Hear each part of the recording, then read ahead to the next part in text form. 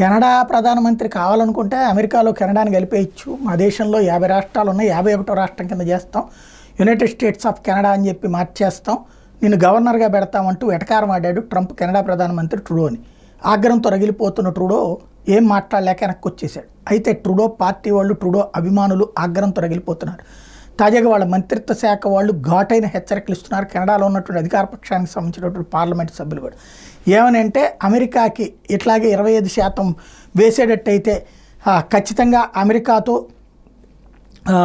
ఏది వాళ్ళకి సంబంధించిన ఒంటారియో ప్రీమియర్ తాజాగా అమెరికాకి వార్నింగ్ ఇచ్చాడు. కరెంటు సప్లై కెనడా నుంచి అమెరికాకి వెళ్తున్న కరెంటు సప్లై ఆపేస్తామని ఒకటైతే, క్రూడ్ ఆయిల్ సప్లై కూడా కెనడా నుంచి వెళ్తోంది, దాన్ని ఆపేస్తామని హెచ్చరిక జారీ చేశాడు. అట్లాగే క్రిటికల్ మినరల్స్ కూడా,